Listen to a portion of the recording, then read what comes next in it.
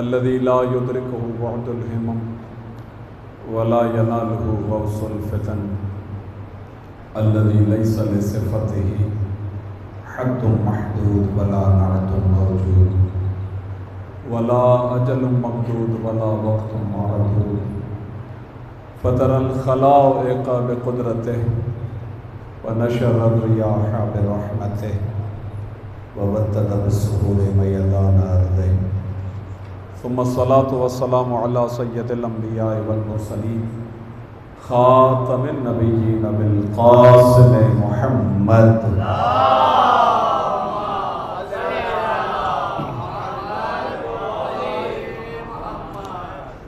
وعلى أهل بيتك الطيبين الطاهرين لا سيما بقية الله في الأرضين واللعنة الدائمة على أعدائهم أجمعين أما بعد فقد قال الله تبارك وتعالى في كلامه المجيد بسم الله الرحمن الرحيم سلام على الياسين صلوات الله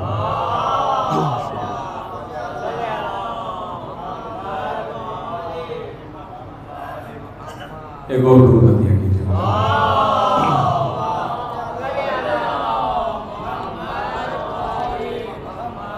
عزیزان گرامی قدر تسلسل کے ساتھ زیارت الاربعین پر ہماری گفتگو جاری و ساری ہے۔ چھٹے امام حضرت امام جعفر صادق علیہ السلام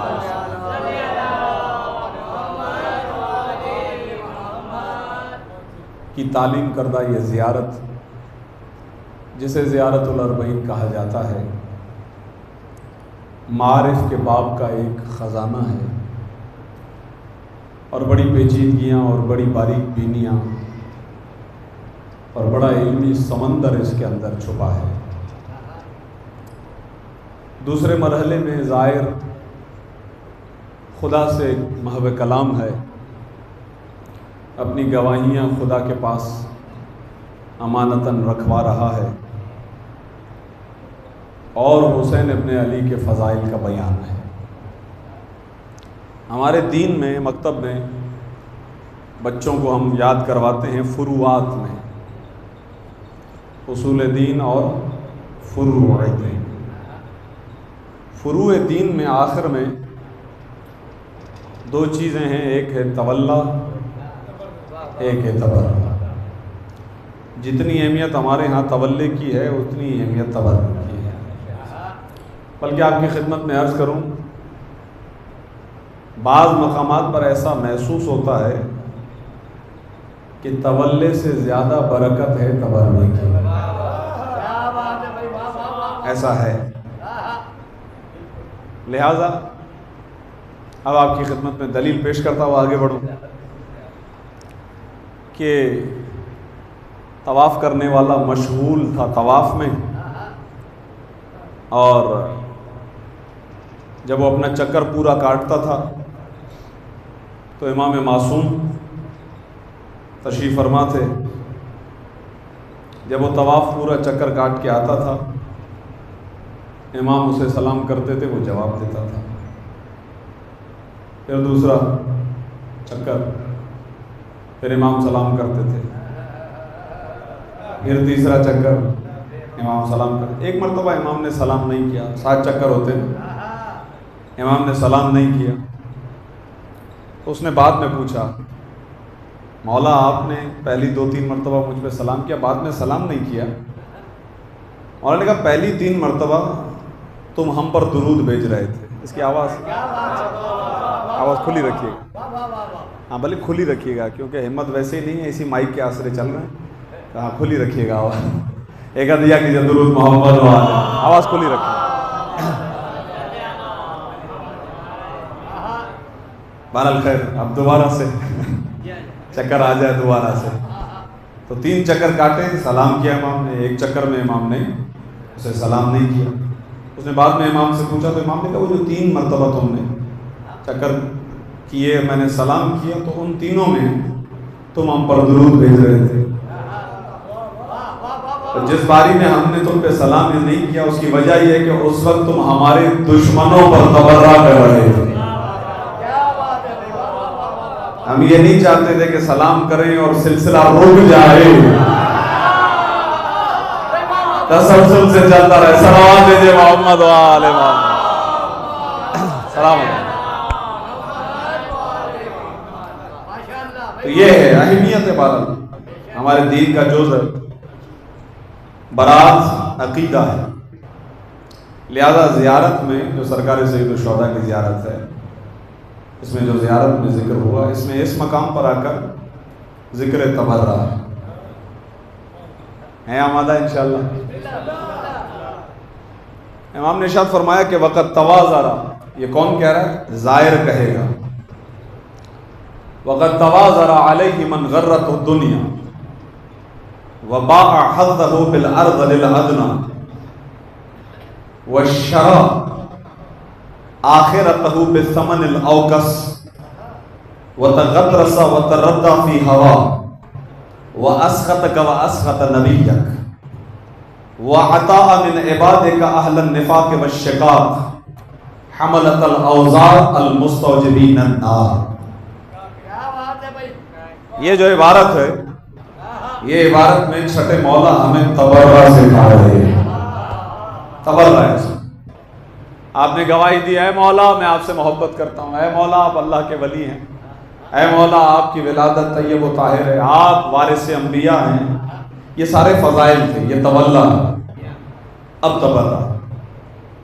ظاہر کہتا ہے کہ وقت توازر علیہ من غرت الدنیا، اور اسی حسین کے مقابلے میں وہ آیا جو دنیا میں بڑا پست تھا، جو دنیا میں مغرور ہوا، دنیا نے اسے دھوکہ دیا، دنیا کی محبت اس کے دل میں تھی. لہذا اس نے کیا کیا؟ غور فرمائیے گا. توازر، توازر کا مطلب ہوتا ہے آمنے سامنے آنا. مقابلے میں وہ آیا، قد توازر علیہ، علیہ یعنی علی الامام، امام کے مقابلے میں وہ آیا کہ من غرتہ الدنیا، جس کو دنیا نے مغرور بنا دیا، جس کو دنیا نے دھوکہ دیا، جو دنیا کی محبت میں کھینچ گیا، جو دنیا کی کشش اور جاذبیت کے حوالے ہو گیا، دنیا کا خریدار ایسا بنا کہ آخرت بھول گیا. بس یہ وہ لوگ ہیں جن کے مقابلے میں امام گئے. اور اب امام کو سمجھنا ہے دنیا کے لحاظ سے، تو امام کے بابا کے پاس جائیں. باغ میں بیلچا چلا رہے تھے، باغ میں بیلچا چلا رہے تھے. ایک حسین و جمیل عورت باغ میں آئی. ابھی یہ روایت شاید ممکن ہے کہ آپ میں سے بعض افراد نے نہ سنی. یہ ایک حسین و جمیل عورت آئی، امام بیلچا چلا رہے ہیں، مولا علی. امام نے اس سے پوچھا تو کون؟ کہا میں دنیا. غور فرمائیے گا، میں دنیا. مولا نے مسکرا کر ارشاد فرمایا غری غیری، جا علی کے علاوہ کسی اور کے پاس جا، علی تیرے دھوکے میں آنے والا ہے. صلوات بھیجے محمد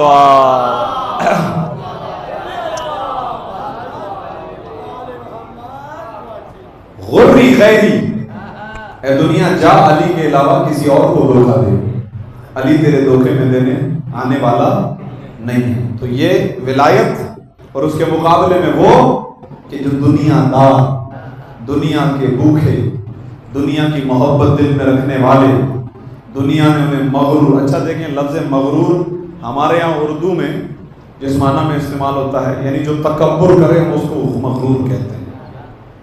عربی میں مغرور کا معنی وہ نہیں ہے، تکبر والا نہیں ہے. غرہ کا مطلب ہوتا ہے دھوکا، دھوکا. غرہ تو دنیا یعنی دنیا جسے دھوکا دے. تو علی اور اولاد علی وہ ہیں جو دنیا کے دھوکے میں کبھی نہیں آتے. غور فرمائیے، فرق ہے نا، نسبتوں کا فرق ہے. اور وہ فرق یہ ہے کہ دنیا وہ ہے کہ جو انہی کی محبت میں بنائی گئی. یہ دنیا والوں پر خدا کا احسان ہے کہ اللہ نے ان کو مجسم بشکل انسانی بشریت کے پیکر میں بنا کر بھیجا تاکہ ہم ان کے ذریعے سے اس سے مانوس ہو جائیں، اس کے قریب ہو جائیں، ورنہ ان کی حقیقت نور ہے تو دنیا سے ان کا دل کیسے لگ سکتا ہے؟ لیکن جو مقابلے میں دشمن، وہ ظاہر ہے کہ صفت والا نہیں ہوگا، تو اس نے کیا کیا؟ دو لفظ استعمال ہوئے، توجہ کا طالب۔ آپ نے لفظ سنا ہے خرید و فروخت۔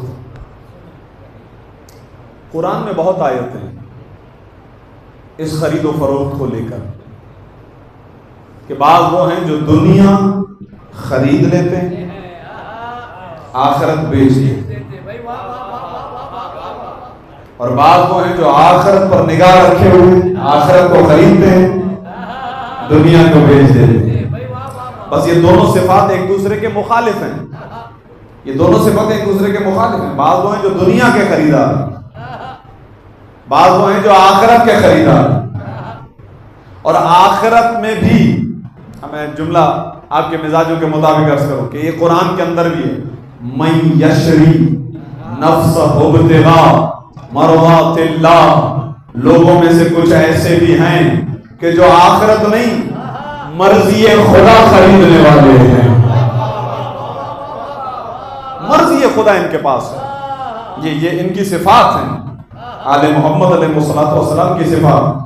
قرآن جا بجا ذکر کرتا ہے کہ ان میں سے بعض افراد ایسے ہیں کہ جو دنیا کو خریدتے ہیں، خدا کی آیتوں کو بیچ دیتے ہیں، خدا کی مرضی کو بیچ دیتے ہیں، آخرت کو بیچ دیتے ہیں۔ یہاں پر دونوں لفظ ہیں زیارت میں۔ مولا آپ کے جو مقابلے میں آئے نہیں، توجہ کیجئے گا، خطاب ہے خدا سے، اے پروردگار، امام حسین کے مقابلے میں جو آئے وہ دنیا دار تھے، دنیا سے محبت کرنے والے تھے۔ کیا خریدا انہوں نے اور کیا بیچا؟ فرمایا باع حظہ بالارض للادنی، اللہ اکبر، انہوں نے بیچا اپنا حصہ، بدلے میں کیا ملا؟ نہایت ہی پستی ملی۔ خدا کی قسم عجب ہے۔ دو کردار آپ کے سامنے، شب عاشور ابن سعد کو بلایا، عمر ابن سعد، امام نے ارشاد فرمایا تو مجھے جانتا ہے؟ میں کون؟ کہا بالکل جانتا ہوں۔ کہا میرے مقابلے میں آئے ہو، تمہیں پتا ہے کوئی فائدہ نہیں، میرے پاس آ جاؤ۔ یہ میں روایات کے الفاظ پڑھ رہا ہوں، خطابت نہیں ہے، میرے پاس آ جاؤ۔ کہا کہ وہ میرا گھر ہے کوفے میں، بڑا اچھا بنایا ہے گھر، یہ دنیا ہے۔ کہا وہ کوفے میں میرا گھر ہے۔ امام نے ارشاد فرمایا دنیا کیا، جنت میں گھر دلا دوں گا۔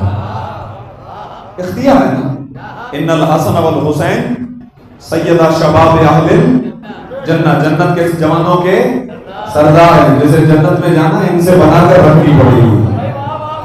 غور فرمائیے، لہذا فرمایا کہ جنت میں ذمہ دار ہوں، اس سے اچھا گھر بنا کے دوں گا۔ ابھی تو بات خبر دنیا کی، جنت کا تو گھر یقینی ہے، وہ دوسرا کردار عرض کروں گا۔ اچھا دنیا میں گھر بنا کے دوں، کہا وہاں میری زمینیں ہیں، بڑی زمینیں ہیں۔ امام نے کہا کہ ان زمینوں کے بدلے میں جو عراق میں ویسی زمینیں تمہیں حجاز میں، مکہ مدینہ اس کے اطراف میں تمہیں زمینیں دلا دوں گا۔ بس یہ دنیا یہی ہے نا، یہی دنیا ہے، لیکن اس نے تھوڑا سا آگے بڑھ کر یہ بھی دنیا کا حصہ ہے، یہ جو اب آ رہا ہے تیسرا، اگر میں آپ کی طرف چلا گیا تو مکے میں میرے بیوی بچے ہیں۔ غور فرمائیے گا، امام علیہ السلام چاہتے تو آگے والا جملہ یہ کہہ سکتے تھے، لیکن یہ بہرحال مناسب نہیں ہے کہ امام اس طرح سے کہیں، لیکن امکان ہے، امکانی بات کر رہا ہوں۔ کیا ہو گیا بھائی؟ پھر ایک اولاد جائے گی، دوسری آئے گی، اولادیں بھی قربان ہوتی ہیں، انبیاء تک نے اولادوں کو قربان کیا، کیا مسئلہ؟ امام کہہ سکتے تھے، لیکن امام جانتے تھے کہ تیسری مرتبہ جو اس نے یہ کہا ہے کہ میرے بیوی بچے ہیں، اس کا مطلب یہ ہے کہ یہ وہ ہے کون جو ابھی عرض کیا، قد تواضع علیہ من غرۃ الدنیا، اللہ اکبر، توجہ کا طالب، دنیا کی محبت اس کے دل میں گھر کر چکی ہے. اس کا جواب دوں گا، چوتھی چیز بولے گا، چوتھی چیز بولوں گا، پانچویں چیز مانگے گا، کیونکہ دنیا کی محبتیں کبھی ختم ہوگی نہیں. بس امام علیہ السلام سے جب اس نے تیسرے مرحلے میں کہا وہاں میری بیوی ہے، میرے بچے ہیں، امکانی جواب تھا کہ بعد میں شادی کر سکتے ہو، بچے بھی خدا دے دے گا، لیکن امام نے کوئی جواب نہیں. امام 2 قدم پیچھے ہٹے، اب سن، نہ زمین رہے گی نہ گھر رہے گی. غور فرمائیے گا، یہ جو میں آپ کی خدمت میں زیارت کا جملہ تھا، باء حظہ بالارض للادنی، انہوں نے اپنا حصہ بیچ دیا. جو حصہ انہوں نے بیچا ہے نا وہ بہت بڑا تھا. وہ کیا ہے؟ امام حسین کی معیت، امام حسین کا ساتھ. جب مکے سے چلے تھے امام علیہ السلام نے ارشاد فرمایا تھا، من کانا بادلن نفسہ، جو بھی تم میں یہ چاہتا ہے کہ اپنا خون جگر خدا کی بارگاہ میں دے، اپنی جان کو خدا کی بارگاہ میں قربان کرے، اور تم میں سے جو بھی یہ چاہتا ہے کہ اللہ سے ملاقات کرے، تو اسے چاہیے کہ وہ میرے ساتھ ہو جائے. جو حصہ بیچا ہے نا وہ ہے ملاقات الہی. غور فرمائیے گا، جو اس نے بیچا ہے، یہ چھٹے امام کی زیارت ہے جو آپ کی خدمت میں پیش ہے. مولا فرماتے ہیں وہ جو امام حسین کے مقابلے میں آئے ہیں وہ ہیں کہ جنہوں نے بیچ دیا اپنے حصے کو. وہ حصہ بڑا قیمتی تھا. خریدا کیا؟ میں نے لفظ سے کیا؟ بالارض للادنی، نہایتی پستی والی چیزیں. میرا گھر ہے، میری زمینیں ہیں، مجھے رائے کی حکومت ملے گی. یہ ایک کردار آپ کے سامنے، باقی تو سارے ایسے ہی لائے گئے تھے. یہ کام کرو گے یہ نام، یہ کام کرو گے یہ نام، یہ کام کرو گے تو یہ نام. یہاں تک کہ پہلا جو شخص یزید تک پہنچا تھا امام حسین کا سر لے کے، اس نے بھی یہ کہا تھا، قتل تو خیر امت، قتل تو خیر الناس ام و ابا. اے یزید املأ رقابی ذہبا، تو میرے گھوڑے کی رکاب کو سونے اور چاندی سے بھر دے. اس لیے کیونکہ میں نے اسے قتل کیا ہے جو ماں کے اعتبار سے بھی کمال تھا، باپ کے اعتبار سے بھی کمال. یہ گواہی کون دے رہا ہے؟ قاتل. قاتل گواہی دے رہا ہے. اس نے بیچ دیا. خریدا کیا؟ مانگ کیا رہا ہے؟ سونا چاندی. یزید کو برا لگا. بعض کتابوں میں ہے کہ یہ ابن زیاد کے سامنے جملہ کہا گیا، بعض کتابوں میں یزید کے سامنے، لیکن کہنے والے کے جملے سے عبید اللہ ابن زیاد بھی ناراض ہوا، یزید بھی ناراض ہوا. کہ اس کو قتل کرو. نے کہا بھائی میں نے اتنا بڑا کام کیا کہ تمہیں یہ اجازت کس نے دی کہ جس کو تم نے قتل کیا اس کی تعریف کرو. صلوات بھیجے محمد و آل محمد. اور فرما رہے نتیجے میں ملا کیا؟ حسین ابن علی کے قتل کے چھینٹے دامن پر تو آئے. نتیجے میں کیا ملا؟ بالارض للادنی. یہ چھٹے امام کے جملے، بہت پست چیز، بہت پست چیز. امام نے کہا کہ سن، اب چونکہ تم نے بہانے بازیاں شروع کی تو اب میری بات سن. ایک ذرہ بھی تجھے نصیب نہیں ہوگا. اور امام نے وہاں پر بد دعا دی. امام نے ارشاد فرمایا اپنے فراش پر میں خدا سے دعا کرتا ہوں کہ خدا تجھے تیرے بستر پر ذبح کرے. یہ امام حسین کا جملہ ہے. اسی لیے کہ حجت تمام، کل والا جملہ انشاءاللہ ذہن سے نکلا نہیں ہوگا. وَجَعَلْتَهُ حُجَّةً عَلَىٰ عِبَادِكَ عَلَىٰ خَلْقِكَ مِنَ الْأَوْصِيَاءِ. حسین ابن علی وہ ذات ہیں جن کو اللہ نے حجت بنایا ہے. امام حجت تمام کا. یہ ایک کردار. دوسرا کردار، میرے بھائی عباس یہ ذرا دیا بجھا دو. دیا بجھاؤ. شاید کوئی آنکھوں سے آنکھیں ملانے کی وجہ سے اٹھ نہ سکے، جا نہ سکے. دیا بجھاؤ. دیا تو بجھ گیا. کچھ دیر کے بعد روشن ہوا. سب اپنے مقام پہ تشریف آئے. سب ایک کھڑا ہوا، کہنے لگا کہ آپ کو چھوڑ کے چلے جائیں تاکہ آپ کے بعد زندہ رہیں. ایک مرتبہ نہیں، 1000 مرتبہ زندگی ملے، قتل ہوں آپ کی محبت میں، جلائے جائیں، پھر رات کو ہوا کے سپرد کر دیا جائے، دوبارہ زندہ ہوں گے، آپ کے قدموں میں آئیں گے۔ یہ سودا ہے جو عرض کر رہا ہوں آپ کی خدمت میں، دو الفاظ، باع حظه بالارذل الادنى وشرا آخرته بالثمن الاوکس۔ انہوں نے ایسا سودا کیا ہے جس سودے میں سوائے گھاٹے کے اور کوئی چیز نہیں ہے۔ اس نقطے پہ روکوں گا آپ کو، اگرچہ آج تفصیلی وقت نہیں ہے، تھوڑی دیر ہو گئی آنے میں۔ وَتَغَطْرَسَ وَتَرَدَّ وَتَغَطْرَسَ فِي هَوَى۔ جانتے ہیں ایسا انہوں نے کیوں کیا ہے؟ چھٹے امام کے جملے کمال، اس لیے کیونکہ یہ خواہشات نفسانی کے پجاری ہیں۔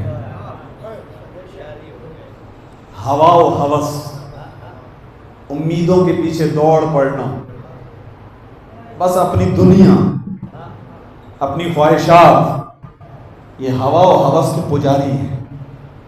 اس وجہ سے انہوں نے یہ کام کیا کہ گھاٹے کا سودا کیا، پست چیز کو لیا، اور وہ پستی بھی انہیں زیادہ نصیب نہیں ہوئی، یعنی آپ کہہ لیجئے کہ دنیا ان پر تنگ تھی۔ جیسے ہی سرکار سید الشہداء کی شہادت ہوئی، جو جملہ آیا کل بھی آپ کی خدمت میں پیش کیا کہ جیسے ہی امام حسین شہید ہوئے، وہیں سے حالات بدلنا شروع ہو گئے تھے۔ آپ تھوڑا غور کریں یزید نے کتنا بڑا اقدام کیا۔ سن 61 ہجری میں امام حسین کو شہید کیا۔ کتنے سال حکومت چلی؟ کتنے سال؟ 3 سال۔ 64 ہجری ربیع الاول کی 14 تاریخ بعض روایات میں یزید مر گیا، واصل جہنم ہو گیا۔ کیا ملا؟ غور فرمائیے۔ اچھا ایسا نہیں ہے کہ یہ جو میں باتیں آپ کی خدمت میں کر رہا ہوں تو یزید کو پتہ ہی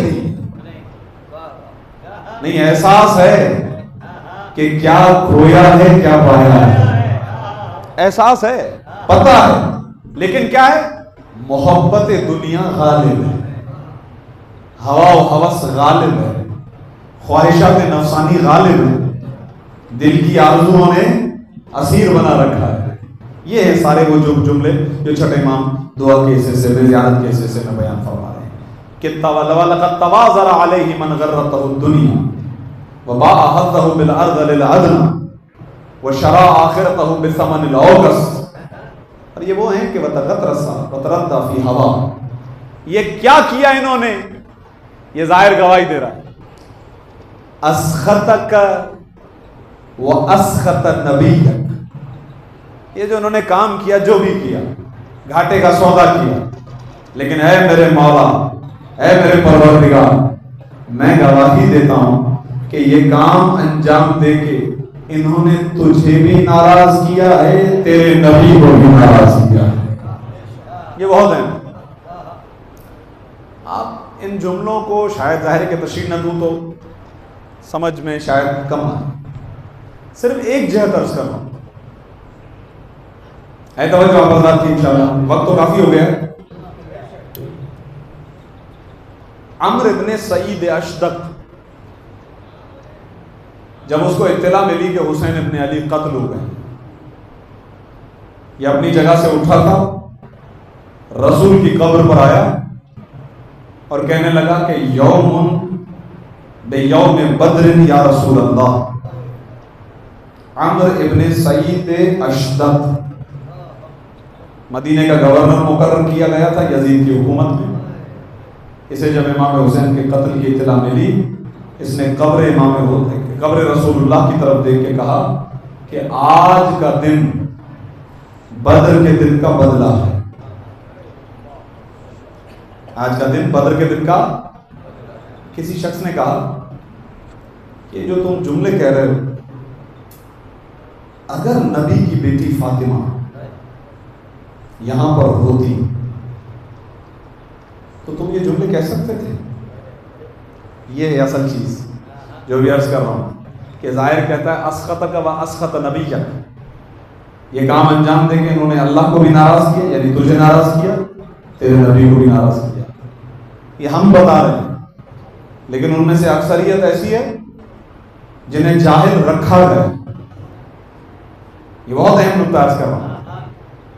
لہذا ہوا کچھ اس طریقے سے کہ جب اسے کہا گیا کہ اگر نبی کی بیٹی ہوتی تو بھی پھر بھی یہ کہتا، تو سنیے گا اس نے کیا کہا. اس نے کہا کہ اگر نبی کی بیٹی بھی یہاں ہوتی تو بھی وہ مجھے اس بات پر برا بھلا نہ کہتی. کس بات پر؟ حسین ابن علی قتل ہو گئے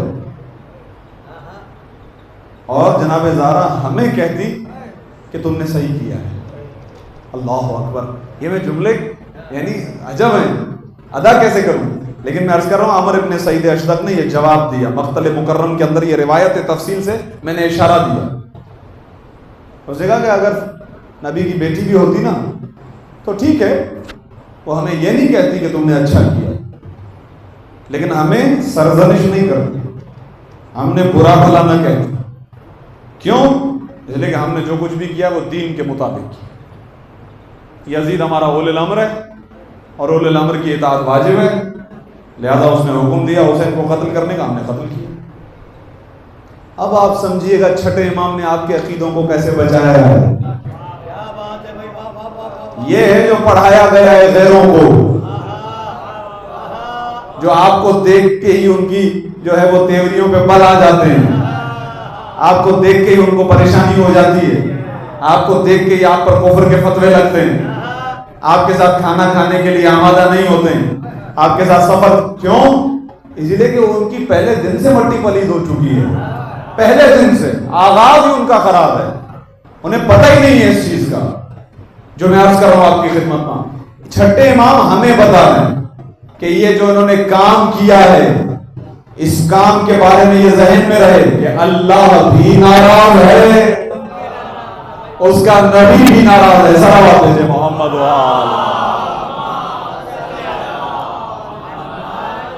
مدینے کا حاکم، مدینے کا گورنر منبر رسول پر بیٹھ کر اگر یہ کہتے کہ جو کام ہم نے کیا صحیح کیا، نوازہ رسول کو قتل کیا، اور اگر بی بی بھی ہوتی تو ہمیں کہتی تم نے کوئی برا کام نہیں کیا. آپ سمجھ رہے کیا پیغام جا رہا ہے؟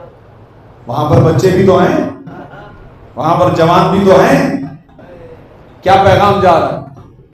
پیغام یہ جا رہا ہے کہ ایک دن ایسا بھی آ جائے کہ امام کو قتل بھی کر دو تو کوئی مسئلہ نہیں ہے. یہ نتیجہ جا رہا ہے. اس محاذ پر امام نے کتنی بڑی ذمہ داری ہے. یہ دو جملے اسخطک و اسخط نبیک، میں گواہی دیتا ہوں کہ انہوں نے جو یہ کام کیا، یہ کام ایسا ہے کہ اللہ ناراض ہے اور ان کا رسول بھی ناراض ہے. کہتے ہیں کہ عمر ابن سعید اشدق کو اشدق اس لیے کہتے تھے کہ اس کا ایک جبڑا جھکا ہوا تھا. آپ نے دیکھا ہوگا اکثر لوگ پیرالائز ہو جاتے ہیں تو ان کا جبڑا جھک جاتا ہے. اس کا ایک جبڑا گرا ہوا تھا، اور جانتے ہیں جبڑا کیوں گرا تھا؟ یہ اتنا خبیث تھا کہ یہ ممبر سے مولا علی اور جناب زہرا کی شان میں گستاخی کرتا تھا، اتنا ملعون تھا. تو اللہ نے غور فرمائیے، اللہ نے، چونکہ یہ اللہ اور علی کا ایک معاملہ ہے، علی کی زندگی کا خلاصہ یہی تھا کہ جو اللہ کا دشمن ہے علی اس سے بھی لڑے، جو رسول کا دشمن ہے علی اس سے بھی لڑے. تو اب یہ خدا اور اس کے رسول پر ذمہ داری ہے کہ جو علی کا دشمن ہے وہ اس کا بھی دشمن ہے، علی کا بھی دشمن ہے.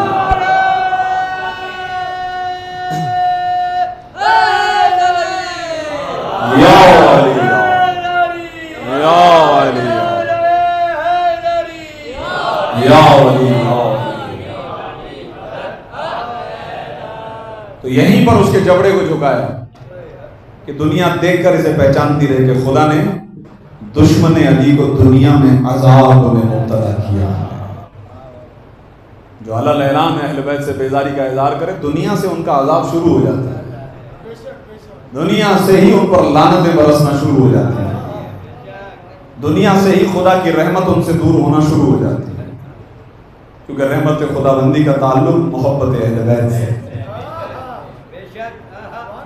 وَلَقَدْ آتَا، یہ وہ لوگ ہیں کہ جنہوں نے اطاعت کی. انہوں نے، کنہوں نے؟ یزید ابن زیاد، شمر ملعون، سنان ابن انس، یہ وہ جو بڑے بڑے اور پھر وہ سارے جو شامل تھے جن پر امام حسین حجت تمام کر چکے تھے، ان سب کے بارے میں انہوں نے پیروی کی کس کی؟ یہ چھٹے امام کے جملے زیارت میں، اہل الشقاق والنفاق حملۃ الاوزار المستوجبین النار۔ امام نے شاہ فرمایا انہوں نے اطاعت کی ہے منافقوں کی۔ اب یہ وہ جملہ ہے کہ جس سے مجلس کا آغاز ہونا چاہیے تھا، غور فرمائیے، بات تو حقیقت میں یہاں سے نکلے گی۔ یعنی کیا مطلب قاتل تو بظاہر یہی دکھائی دے رہے ہیں لیکن سلسلہ بہت پہلے سے ہے۔ غور فرمائیے گا، وَلَقَدْ أَطَاعَ، انہوں نے اطاعت کی ہے، انہوں نے اطاعت کی ہے بندوں میں سے ان لوگوں کی اہل النفاق والشقاق، جو بدبخت تھے، جو منافق تھے، انہوں نے انہوں کی اطاعت کی ہے۔ لہذا جب اطاعت کی تو وہ کون ہیں اہل نفاق، کون ہیں اہل شقاق؟ امام شاہ فرماتے ہیں حملۃ الاوزار، جب یہ جہنم میں داخل ہوں گے تو گناہوں کا بوجھ ان کے کندھوں پر ہوگا، ان کی کمر ان گناہوں کی وجہ سے جھکی ہوئی ہوگی۔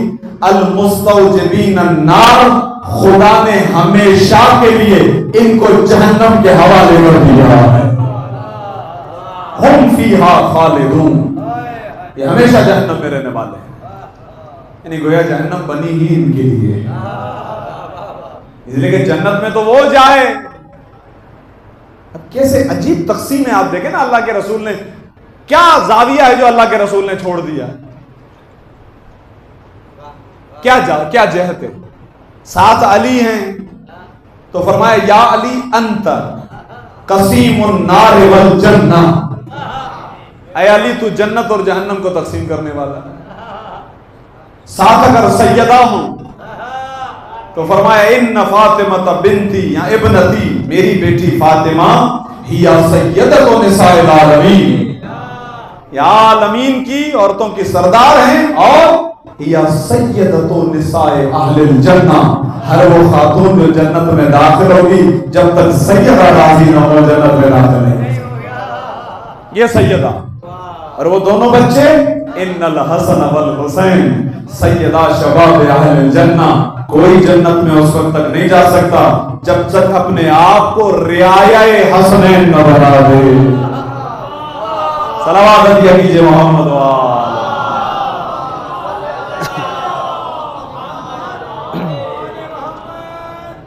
کوئی راستہ ہی نہیں ہے۔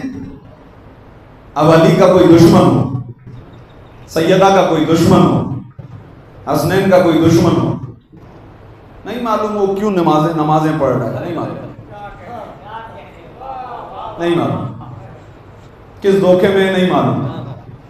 امام فرما رہے ہیں المستوجبین النار، یہ افراد جو اہل نفاق ہیں، یہ افراد جو اہل شقاق ہیں، ان پر جہنم واجب ہے، جہنم کو اللہ نے ان پر واجب کر دیا ہے، واجب۔ آخری جملہ آج کی حد تک آپ کی زحمت تمام، فجاہدہم صابرا محتسبا، اور امام حسین نے ان لوگوں کے ساتھ جہاد کیا، اور جہاد کیسا؟ جہاد اور صبر یہ دو ایسی خوبیاں ہیں جن کا ایک ہی وقت میں جمع ہونا محال ہے، ناممکن۔ اگر کسی ذات میں جمع ہو سکتی ہیں تو وہ امام معصوم ہے، جہاد بھی کر رہا ہو اور صبر بھی کر رہا ہو۔ مجھے بتائیے جس کے اختیار میں کائنات ہے،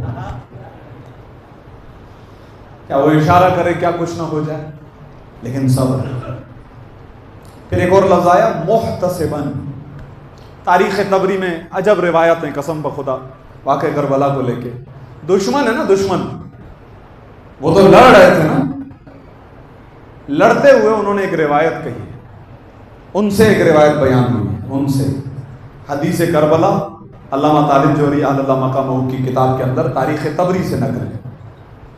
فرماتے ہیں کہ وہ کہتے تھے کہ ہم حسین کو دیکھ رہے تھے کہ جیسے جیسے قربانیاں بڑھتی جاتی تھیں، حسین ابن علی قربانیاں دے رہے ہیں، اور حسین ابن علی کے صبر میں، اطمینان میں اللہ اکبر اضافہ ہوتا جا رہا ہے۔ چہرے پہ ایک عجب اطمینان ہے۔ بہت اہم ہے عزیزان گرامی قدر، بہت ہے یہ منزل، انسان کی عقلیں درک نہ کر پائیں۔ ملائکہ، خدا کی قسم، یہ جملے ہیں روایات کہ ملائکہ محو حیرت تھے کہ کربلا میں ظلم کی انتہا تو ملی، صبر کی انتہا نہ ملی۔ فجاہدہم، امام نے ایسے لوگوں کے ساتھ جن کی صفات کو میں نے بیان کیا، امام نے جہاد کیا، اور جہاد کیا تو امام صابر تھے، امام اطمینان میں تھے، اور جیسے جیسے قربانیاں بڑھتی جاتی تھی اطمینان بڑھتا جاتا تھا، یہاں تک کہ ایک وقت ایسا آیا کہ ہاتھوں پر 6 مہینے کے بچے کا نوشا تھا۔ اجرکم اللہ، تقبل اللہ منکم۔ 6 مہینے کے بچے کو لیے ہوئے جا رہے ہیں۔ کیا ہو چکا ہے؟ یہ جملے مصائب کے بہت سخت ہیں، میں اکثر جملوں سے کنایتاً گزر جاتا ہوں، الفاظ نہیں کہہ سکتا، بس اگر میں اشارہ دوں گا اگر آپ سمجھ جائیں تو گریے کے لیے کافی ہے۔ لیکن جو مجاہد لڑا ہے میدان میں، سامنے سے برابری تھی، ہم پلہ تھے، لیکن 2 ہستیاں، ایک علی اصغر، ایک سکینہ۔ علی اصغر کا اللہ اکبر گلا چھوٹا تھا، تیر بڑا تھا۔ اجرکم اللہ، اجرکم علی الزہرا۔ دوسرا جملہ شہزادی کے لیے سخت ہے، سخت ہے۔ شہزادی کا چہرہ چھوٹا تھا اور ان ملونوں کے ہاتھ بڑے تھے۔ پرسوں کے مجلس میں شہزادی کی مصیبتیں پڑھی، آج میں نے 6 مہینے کے بچے کے مصیبت سے آغاز کیا۔ میرا مقصود ہے ان دونوں بچوں کی ماں جناب ربا۔ 2 جملے سنیے مجلس کی قبولیت کے لیے۔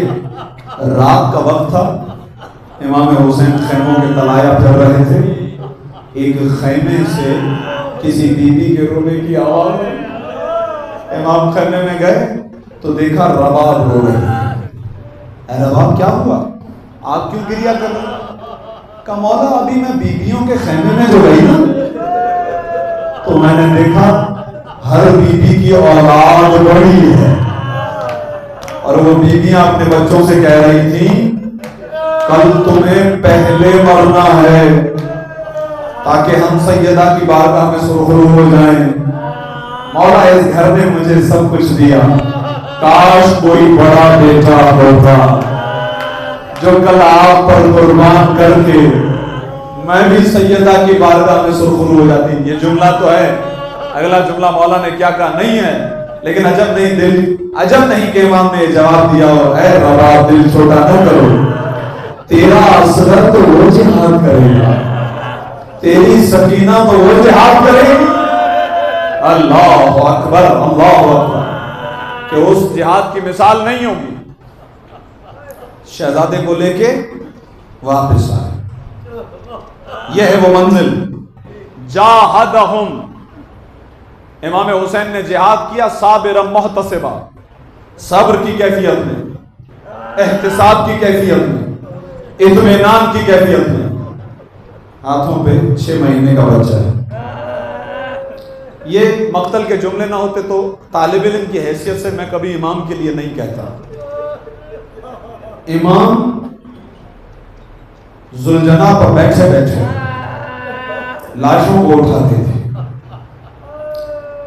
علی اکبر کے لیے ذوالجناح سے نیچے اترے، قاسم کے لیے اترے، عباس کے لیے اترے، جون کے لیے اترے، کچھ ایسے افراد ان کے لیے اترے، اصغر کو خود لے گئے، اور اب جب واپس آئے تو امام جب بھی کسی شہید کو لاتے تھے نا خیمے میں رکھ دیتے تھے، خیمے میں گنج شہیدہ کا جو خیمہ بنایا وہاں پہ امام رکھ دیتے تھے۔ واحد علی اصغر ہے جسے لے کے امام آگے بڑھتے تھے، اللہ اکبر، پھر پیچھے آتے تھے، پھر آگے بڑھتے تھے، پھر پیچھے آتے تھے، اور زبان پر دو جملے تھے، انا للہ و انا الیہ راجعون، رضا بقضائہ و تسلیما لامرہ۔ اب نہیں معلوم، امام جانے، خدا جانے امام کے دل میں کیا تھا۔ علماء کہتے ہیں امام سوچ رہے ہوں گے اگر رباب نے پوچھا میرا بچہ پانی پیا یہ کہہ کے تو لے کے چلے تھے نا شہزادے کو، رباب چلو لا دو مجھے بچہ، شاید پانی کی سبیل ہو جائے۔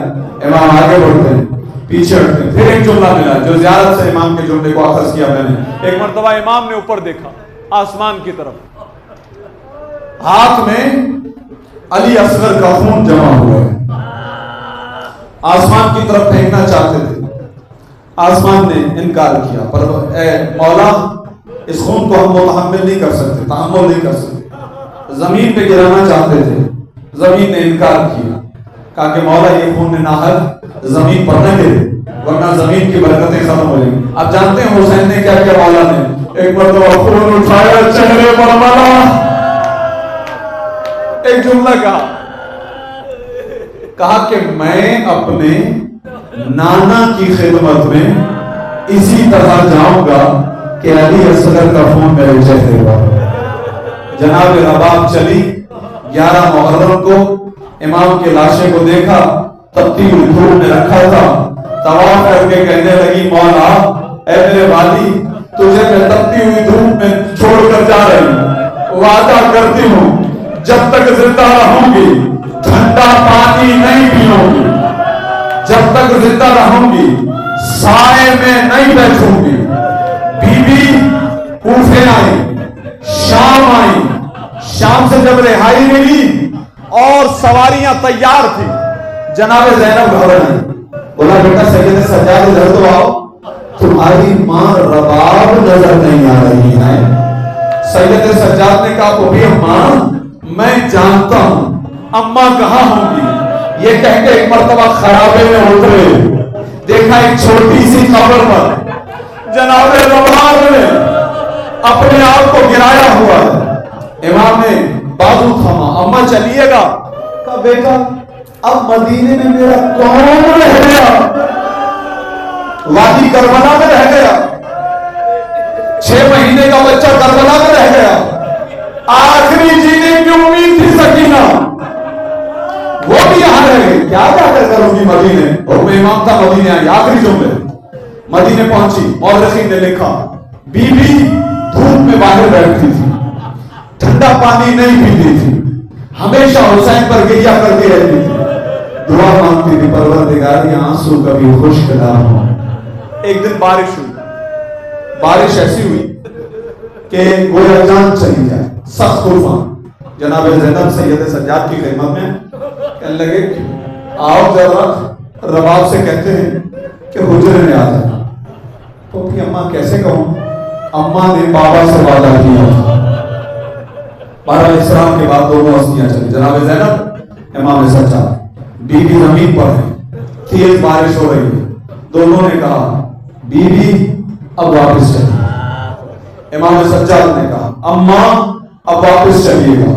تیسری مرتبہ آیا، حکم امام تھا، جناب رباب نے آسمان میں دیکھا، جملہ کہا پروردگار ایک امام سے وعدہ کیا تھا، دوسرا امام حکم دے رہا ہے، اب تو میرے وعدے کی لاج رکھیو۔ بی بی کو کھڑا کیا گیا، ابھی ایک قدم اٹھا تھا، سید سجاد نے کہا انا للہ